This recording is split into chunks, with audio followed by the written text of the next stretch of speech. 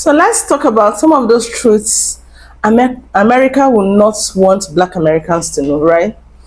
Now let's go into it. This is going to be really touchy. Make sure you watch the video till the end. Now let me start with this. There's a truth America has spent centuries holding from Black America. A truth so dangerous that entire systems were built to cover it up. And here it is. Let me tell you what they are now. That Black Americans were never meant to be powerless. Yes, they were meant to be the backbone of culture, the soul. They were meant to be the backbone, the culture, the soul, and the undeniable force that will shape America. That's the truth they never wanted you to know. Now let's get into it. America didn't fear the body of Black people. They feared the mind of Black people. They didn't fear Black labor. They feared Black leadership. They didn't fear Black culture. They feared what would happen if Black culture became conscious of itself. Because once you discover the truth about who you are, you can't be controlled. You can't be intimidated. You can't be manipulated. You can't be erased. And most importantly, you can't be used. Anyways, let's watch these videos. I'll be back with the closing. Please keep watching. Make sure you watch these videos today. There are things you really need to know. All right. And make sure you're subscribing, you're liking and all of that. Let's get to it. I pride myself on telling the truth. So here's the truth on something a lot of you Black, brown, and indigenous people did not know. This is an ancestor download. I don't get my information off of Google. But you can go on there if you like, because a lot of people don't want to listen to their ancestors. You rather go to church and look at nothing, talking about nothing.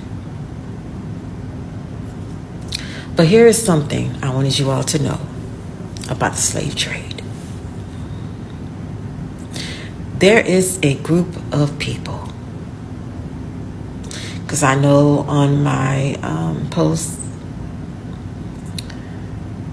I always talk about white people or colonizers.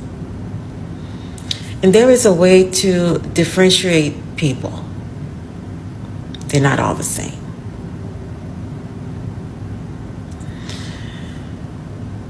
A lot of white people don't consider people of their complexion white, especially if they do not have the same mindset as them. There's been other groups that have been treated unjustly as well. But for today's group, I want to talk about what they've been hiding from you all that you do need to know the truth about. So a lot of you have heard about the Holocaust. And of course, it angers a lot of people.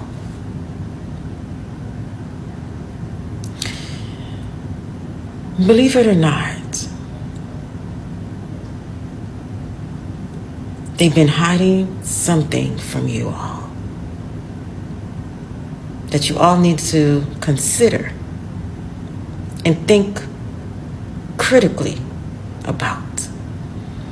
Critical thinking is not a subject in schools anymore.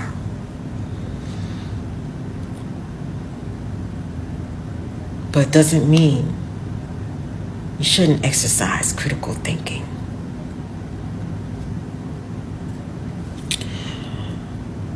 There's a group of people who did not take part of the slave trade.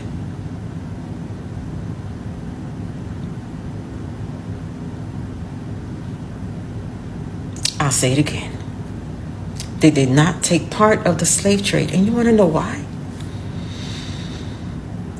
They were against slavery. And that is the German people. The people in Germany.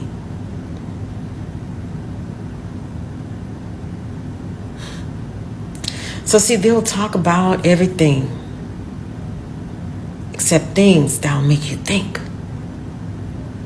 That'll make you wonder what really is going on.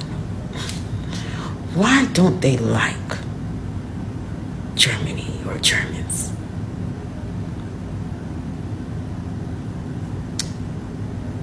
So when you think about it now that you know they were against the slave trade, against slavery, think. Really think.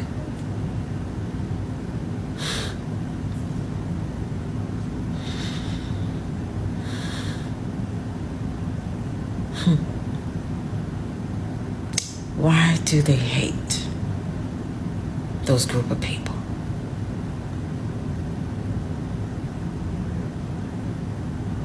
Is it because of the act that they were accused of, falsely accused of?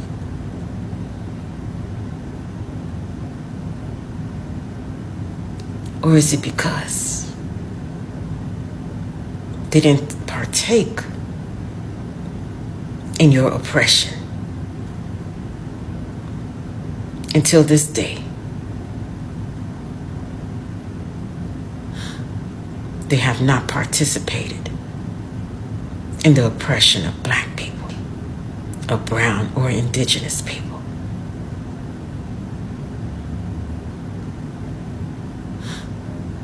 So every time you see the swastika that has been misrepresented by a bunch of tyrants, you'll never know that there is a very spiritual reason behind it that's been hidden from you all. So now when you see it misrepresented, you will feel nothing but hate.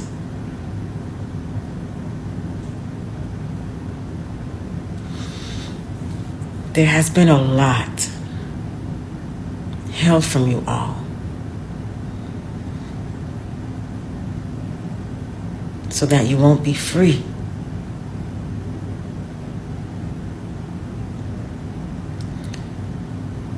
But I'm not here to be your savior. Just want you to think.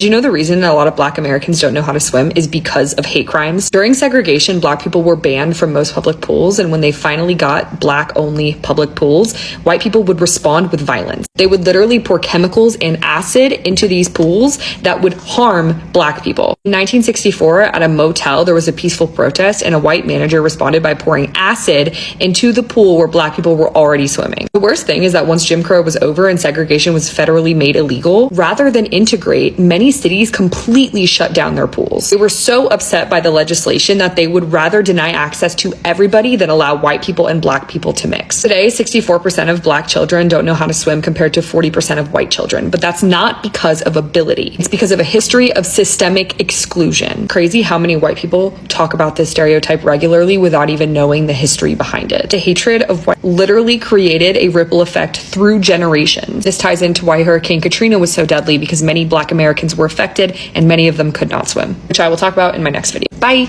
I feel like one of the biggest misconceptions about America is that we live in a melting pot. No, the fuck we do not, because a melting pot would imply that we all share culture equally, when in reality, everyone overconsumes black culture and they gatekeep their own. They get watered down versions of everyone else's culture while they constantly extract from black culture. And it's not one group, it's all groups.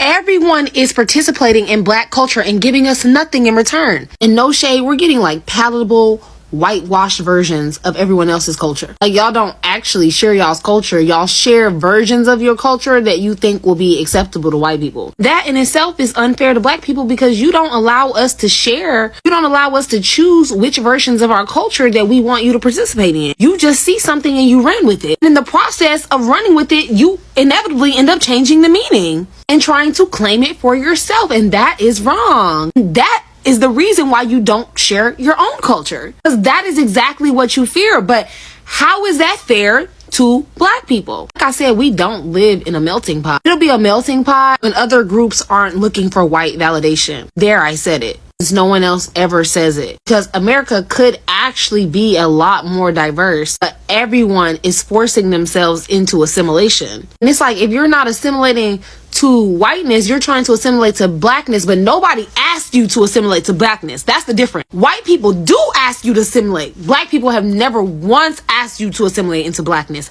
ever. And I think that black people love other people's cultures, but it seems like we are constantly getting a pushback in participation. And I just find that odd. The greatest threat of violence against American citizens and political violence in this country comes from white men. But now Republicans are trying to disprove a fact that we know based on empirical data, that white men are the ones that have perpetuated the most heinous crimes in America. Joy Reid, who's out there saying Joy Reid type crazy stuff, but it's becoming like a theme amongst lunatics on the left. She's saying it. Don Lemon said that something similar the other day. It's white men who he says are the problem in America. And Don Lemon thinks that the white community needs to look at itself because we're producing the killers. They need a serious reality check. What? Bro, what are you talking about, man? White supremacy and racism shows its face in a myriad of ways in this country. One of them being is that serial killers, mass shooters, and school shooters not only are given the benefit of the doubt and treated like humans, but in most cases, they are like glorified to be these people that deserve TV shows, that deserve specials, and in many cases, deserve to be treated well.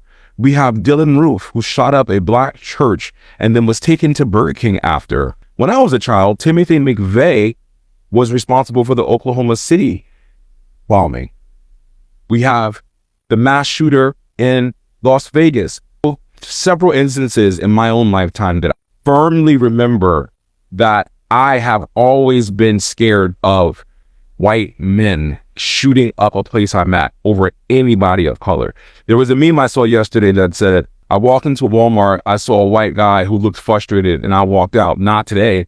Because even if this lie that America has perpetuated, that black people are so dangerous, we're so villainous, we're so criminally forward, black people don't kill in mass. Black people do not destroy in mass. Black people have never been serial killers. We do not go around essaying children. Though that is reserved for white men. The words of the glorious off-CNN Don Lemon, go fuck yourself. She wants to stand in judgment about who causes violence in this country. Spare me.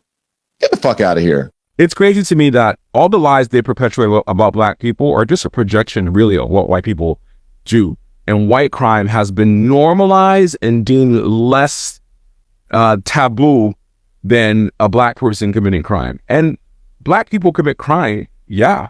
Asians commit crime, yeah. Hispanics commit crime, yeah. But who commits the most crime in America? White people. Who's the most convicted people in America? White people. Who has the most overturned convictions in America for being falsely arrested and not given fair trials? Black people. So your statistics, you can take and shove them up your ass because they're skewed to make your stereotypes about us seem real. What's going on, Bubs? So it's really quite simple, right? It's really super duper simple.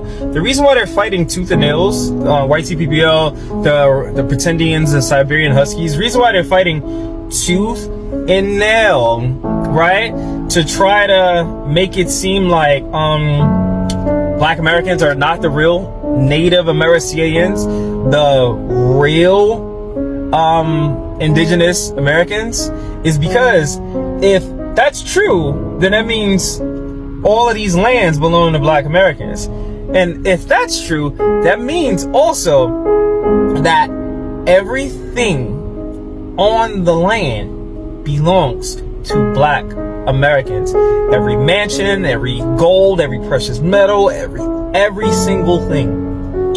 Every single thing that are sitting on these lands, on this land, belongs to us. Your One World Trade Centers, this, you that, all of the infrastructure, all of them, the minerals, the everything. You see why they're fighting tooth and nails? But they don't realize that they're fighting tooth and nails against the Most High God, the God of Israel. Black Americans are the real Jews, the real indigenous American Indians. So they're fighting against God. They're not fighting against us. That's what these people don't understand. They're fighting against the Most High. These people are going to give us reparations. Are you crazy? Our Father is going to give us the entire world. The Black American man and his righteous patriarchy. So that's why they're fighting tooth and nails. You would fight too. I'm not even mad at them. You would fight too. This is why. Okay? But ICE is now coming after the Siberian Huskies. ICE is coming after the so-called Native Americans. I thought they were the real people. They're talking about the Navajo, the Navajo. If they were the real people, why is ICE coming after them? Because they're not the real people. Well, praise to the Most High. I'm not gonna lie to you, it's hard to be surprised by how absurdly evil the US operates if you have like a real functioning knowledge of chattel slavery. And this is not a dig, like people are actively barred from better education and the totality of the horrors of chattel slavery because it allows them to like obfuscate how uniquely evil it was. This is one of the reasons why white separatists and Christian nationalists and conservatives love to bring up like, oh, there was already a slave trade, Africans were selling Africans, Arabs were selling Africans. Like, yes, there's an Arabic slave trade, there was an African slave trade, but they were not the same as the US's. They know that, which is why they're nostalgic for the time. A lot of people don't realize one of the reasons why race relations in the US isn't muddied the way that it is in Europe or in other colonies that they had is because we had no pathway to personhood. That was a unique quality of American slavery. Every other place had a path to citizenship or personhood. You can buy your way into freedom. You could breed your way into freedom. That's how we get like the mulatto. This was big in Spanish and Portuguese colonies. If you bred out enough African, you would be freed. If you married out, like in Brazil or in Portuguese colonies, you would be freed. No such thing existed here. It was the one drop rule. That matters. It's one of the reasons why historically, I don't see why we use like BIPOC language because it's not about everybody else. And this isn't like in a good way, but it's the reality. Like the US is very much still reconciling with a black-white racial conflict. The rest of y'all are collateral. That sounds mean, but it's the truth. And history shows us that because even amongst its other enslaving white counterparts, the US was still amongst their contemporaries regarded as a uniquely evil form of enslaver. Very stringent race relations. And all of it is contemporary. We are living in derivatives and replications of the plantation every day. And I'm thinking about it a lot because seeing these people be like extrajudiciously deported, whether or not they're citizens, whether or not they're here illegally, borders aren't real. I don't care about them. But you get what I mean. This like no tolerance policy of the other is like really fascinating if you know like how much work it took to maintain the power of whiteness. The fact that post enslavement, after the Reconstruction period, they had to restructure what whiteness was because of their numbers. And it's the racial anxieties accompanied by white folks' fear of black retaliation that led to them subsuming other groups that were not considered white into their own as a self-preservation tactic. This is where we see them giving the Irish and the Italians and the Jewish people a chance to like audition into whiteness, to bulk their numbers. And this is something they've been thinking about for a long time. It's why the Great Replacement theory is literally the bedrock of conservatism. This is just a contemporary version of white enslavers being absurdly cruel and then writing in their diaries about how they fear about being killed by their like slaves at night. This is just that with Google. But one of the other reasons why they make sure that people don't know the full scope of chattel slavery in the American context is to see like where it was failed otherwise when people would try to replicate it elsewhere. After the Civil War, tens of thousands of white enslavers took their plantations, uprooted them, and placed them in Brazil because, not so fun fact, I guess, Brazil was the last in the West to abolish slavery. They didn't get rid of it until 1888. They were also the colony with the most enslaved Africans total. This is why the largest black population outside of the continent of Africa is Brazil. When these white enslavers got there, again, fleeing, having to get rid of their plantations, they wrote endlessly about how homesick they were, not just because of things like the climate and the fact that they weren't allowed to fully replicate the same plantations. Like, for instance, a lot of them wanted to grow cotton. You can't do that in a subtropical climate like Brazil. But explicitly, their biggest gripe with Brazil was with its race relations, because they had a freed black population. Because Brazil, a Portuguese colony, was one where you could breed out blackness, you could buy out of enslavement. There was a path to citizenship. They were considered people there, and that was something white enslavers physically couldn't conceive of. It's quite literally what led to tens of thousands of them coming back to the States. A few successfully settled there. That's why you get the town of Americana in Brazil. That's how you get this like ethnic group considered the Confederados, which are the descendants of these previously enslavers who then started to mix with the local, Brazilian population over time. And one of the reasons why the Confederados and Americana settlement is at the top of my mind is that when these tens of thousands of homesick, like middle class, they weren't like the most wealthy, but semi-wealthy white enslavers were done with their like Brazilian project, they petitioned the US to help subsidize their travel back because they spent all their money trying to replicate their plantations in Brazil. And the US did! Like, the US literally helped pay to repatriate these enslavers back to the States, specifically back to the South. And it's this knowledge that blows my mind all the time, where it's like, my tax dollars, your tax dollars are being used to send people wherever the fuck this administration wants them to go. And this is the same country that was like paying out reparations to white enslavers for loss of product and income. The same country that, when after a civil war, had tens of thousands of defectors leave to maintain slavery, they helped pay to bring back. That's this country's legacy. That's why I always say the US is profoundly unique in its evil. Our race relations are very clear. This is not like a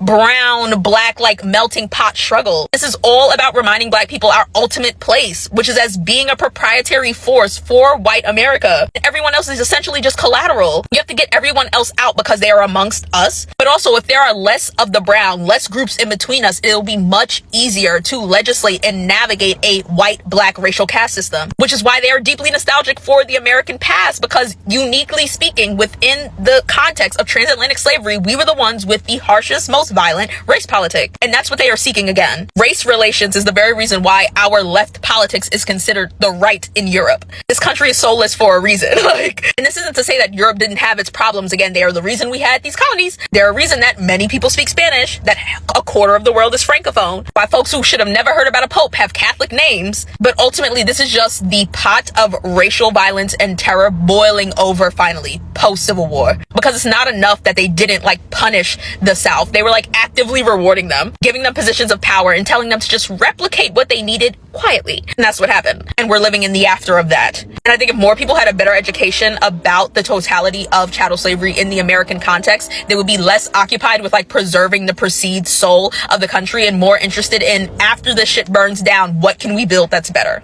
I've been begging y'all to get woke on transatlantic slavery for so long, and Reconstruction specifically for so long, for this purpose. Because the black folks who were allowed to have this education, like, we knew time was a ticking, and the time is now.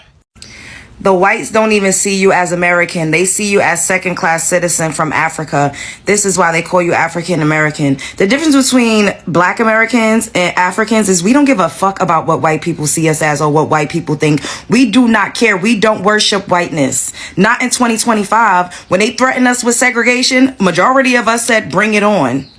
We don't give a damn. We're not walking up to them. White people care about black people in America way more than we care about them.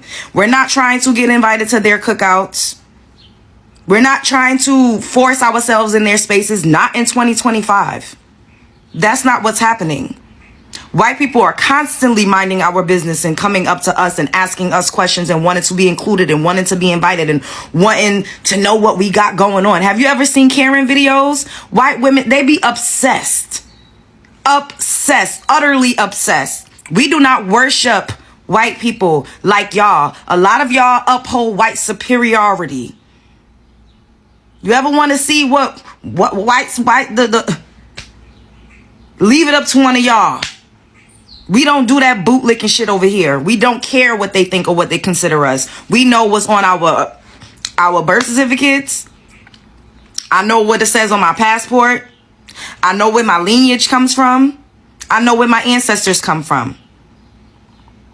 It's a psychological mind trick to think that white people are fucking superior to you. There ain't no motherfucking white person superior to me.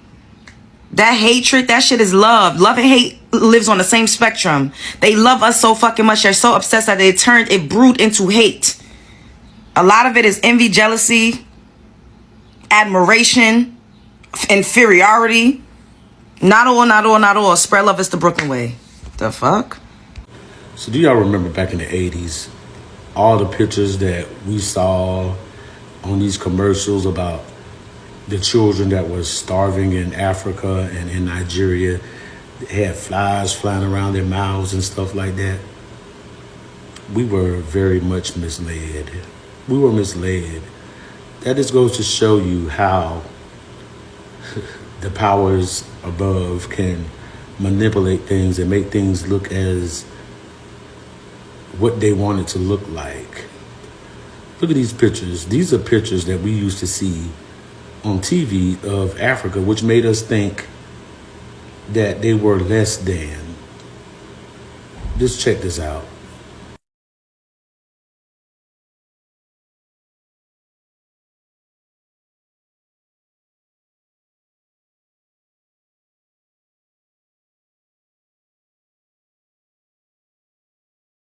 Okay, now I want you to look at this. Look how beautiful Nigeria is compared to what we were misled and told. Now, just look. It's a total difference. I didn't do the whole video, but you're going to get the picture. Just watch.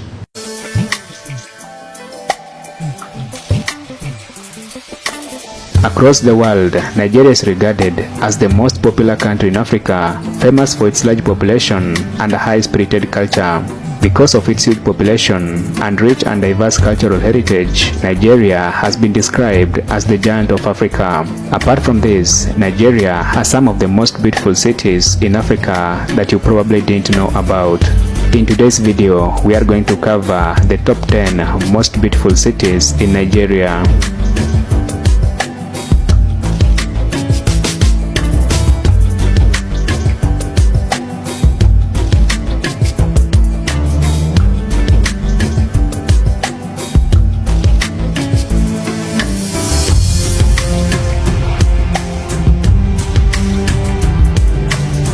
Number 10. Jos City. Jos City is one of the most beautiful cities in Nigeria, particularly loved for its weather and serene environment. Because of its natural beauty, Jos City is popularly known as the city of captivating landscape. Another beautiful aspect of Jos City is that the standard of living is very affordable.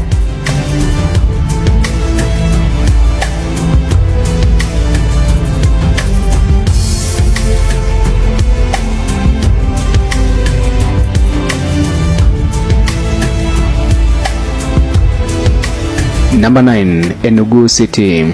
The city of Enugu, popularly known as Coal City because of its mining activities, is a very beautiful city with nice topography and attractive structures. The city is located in southeastern part of Nigeria and serves as the capital of Enugu State in Nigeria. Enugu is regarded as the most beautiful city in Igbo land with exciting social life.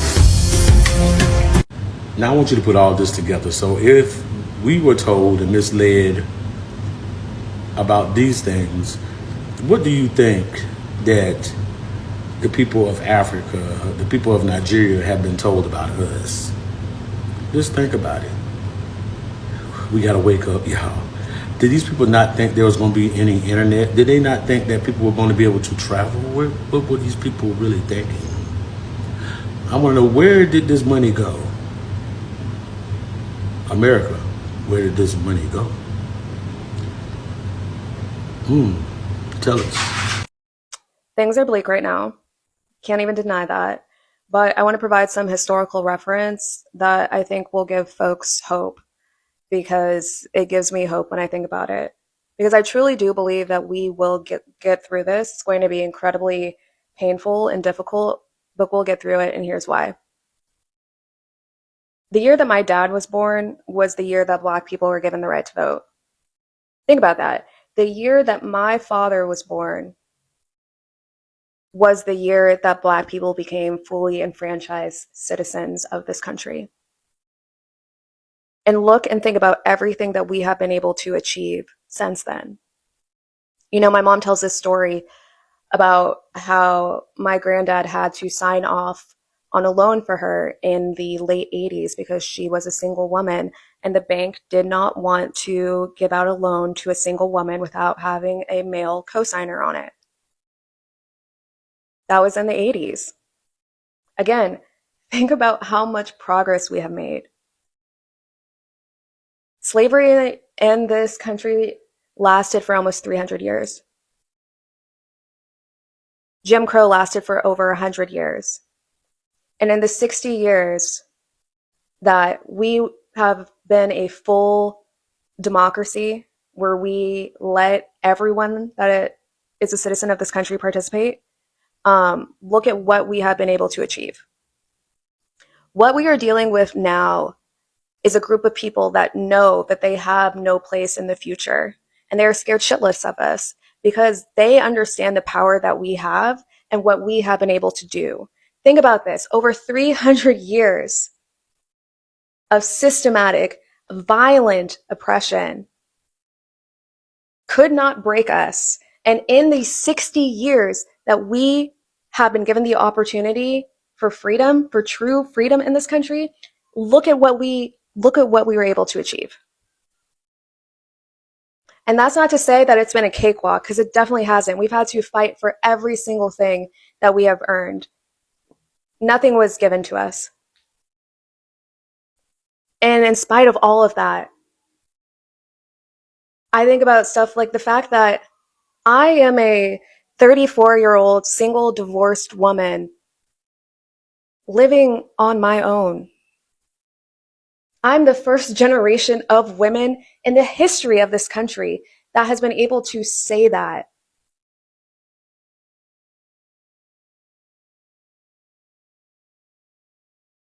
Don't forget how powerful you are. Don't. They underestimate our ability to start over. That's what the problem is. They don't know that we will pick up where we left off and we will start over. What did Aaliyah say? If at first you don't succeed, dust yourself off and try again. Nobody knows how to do that better than Black Americans. Nobody knows how to start from nothing when you had something. We do. We know how to do that. We've been kicked down so many times before. First they gave us 40 acres and a mule. Took it back. Had to start over. Then we built up our own Rosewood, Tulsa, burned that down. Got to start over. There's so many times that we have had to start over that we know how to do it. That's one thing we know how to do. And they underestimate our ability to start over. They think that taking all these black women out of these jobs, there's 350,000 black women, of which I am one. They think I ain't gonna start over. I'm just gonna start over. They underestimate our ability to do it again. And this time we'll do it better because we have the knowledge and the experience that we didn't have last time. That's why we don't get bitter. We just get better. And they always think that we're going to react in the way that they would.